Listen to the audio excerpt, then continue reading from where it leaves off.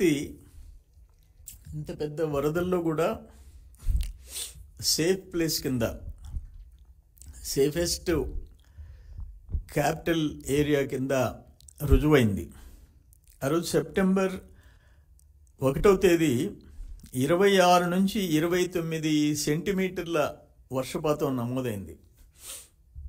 అంటే around 260 to 290 millimetres వర్షపాతం నమోదైంది. కృష్ణానదికి చరిత్రలో తొలిసారిగా 11,40,000 క్యూసెక్స్ వరద వచ్చింది. అయినా కూడా అమరావతికి ఆ ప్రాంతంలో ఆ వర్షానికి వచ్చిన నీళ్లు తప్ప ఇక్కడ ఎయిమ్స్ కానీ, హైకోర్టు కానీ, సెక్రటేరియట్ కానీ, ఆ ప్రాంతంలో నిర్మాణం జరిగిన ప్రాంతాల్లో కానీ ఓన్లీ ఆ వర్షానికి వచ్చిన నీళ్లు తప్ప వరద నీళ్ళు ఎక్కడ రాలే.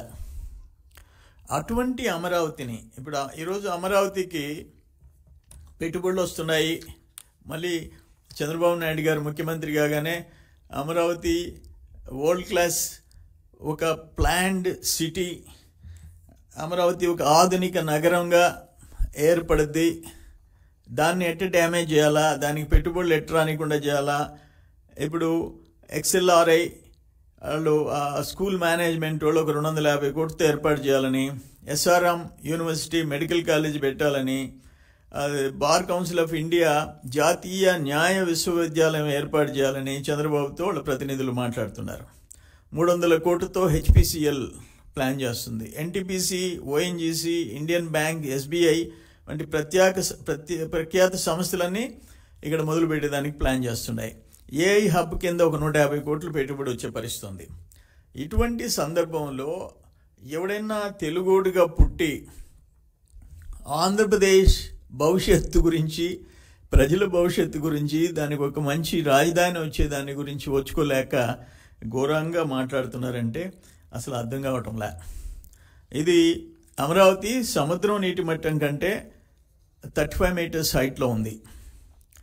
వెరస్ హైదరాబాద్ సిటీ సముద్రం మట్టం కంటే 536 మీటర్ల ఎత్తులో ఉంది. మంది అరౌండ్ 35-36, అది 536 మీటర్లు. అక్కడేం పెద్ద నదులేమి హైదరాబాద్ ఆనుకొని లేవు. అదేదో ఒక సాసర్ స్వరూపంలో ఉంటుంది, బోర్లించిన సాసర్ మాదిరిగా ఉంటుంది. గచ్చిబౌలి, మాదాపూర్ ప్రాంతంలో కురిసే నీళ్లన్నీ మూసీ నది ద్వారా కృష్ణానదిలోకి వెళ్ళిపోతాయి. ఇక్కడ కూకట్పల్లి, అమీర్పేట ప్రాంతాల్లో నీళ్లన్నీ గోదావరిలో కలిసిపోతాయి. హైదరాబాద్కి అద్భుతమైన డ్రైనేజ్ సిస్టమ్ ఉంది.